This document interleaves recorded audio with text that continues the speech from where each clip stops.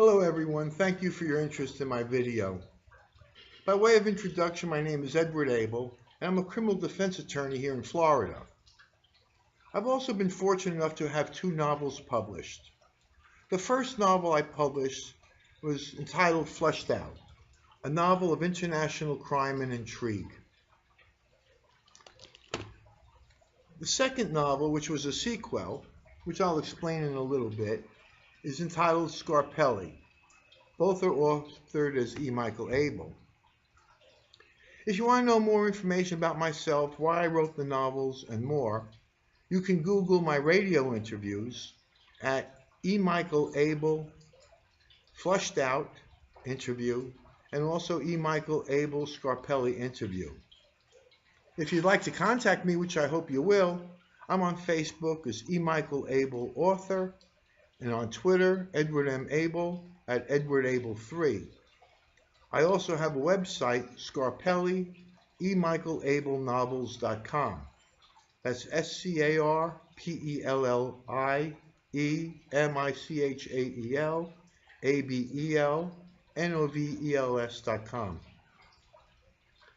I want to give you a little background as to why I made this video. It's a result of both my book signings at Barnes & Noble, which I had a tremendous response, and also excellent reviews from my readers as well. Many readers, and also actually the individual who interviewed me on the radio, told me my novels would make an excellent screenplay. I think these comments really is results of my writing style. I'm very descriptive so that the readers have an immediate sense of my character's physical surroundings. And the novels move along through dialogue. After all, people talk to each other, which places the reader right alongside my characters. It is true, my characters use flowery language because that's how these types of individuals talk in real life. But nonetheless, the readers have told me they can't put the books down because they need to know what happens next. Although the overall theme on the novels are crime, they're far from being crime novels. There's love, deceit, happiness, sadness, all the human emotions, so that there's something for everyone to relate to. So my purpose in writing the novels, how I wrote them, and really why I'm on the video now, is to reach a wider audience and generate greater interest, which I'm positive will happen. I want to talk about the novel Fleshed Out. I introduced my main character, Jack Fitch, who's a special agent in charge of the Manhattan Division of the Drug Enforcement Administration. He and his team, including Carmen Del Rios and Laura LaFontaine, need to devise a plan to stop the ongoing shipments of cocaine being manufactured in Colombia, South America by the Garcia drug cartel. The distribution is arranged by the middleman Jorge Valdez, who lives in Curacao, and the cocaine is shipped to Tampa, Florida, and then moved by Carlos Estevez up to New York and further on into New England, which my novel Scarpelli acts as the sequel. Finch devises a plan to get Estevez up to New York with the drugs and the money, and he uses his old college roommate Michael Boland as the pigeon, and makes contact with him through Boland's wife, Suzanne. I'll let the reader discover how he does this, and the important question why he picks the Bolands after so many years. The actual plan begins with the DEA intercepting a known shipment of cocaine in New York, but leaving enough evidence at the scene for both Estevez and eventually Valdez to realize it was Michael Boland who stole the drugs. Valdez is furious and blames Estevez for the ripoff. This is chapter 13 in the beginning. Let me set it up a little bit. Paul was the van driver who was taking the drugs from Tampa up into the Bronx and to the old man, who is a crime boss, who's going to receive the drugs.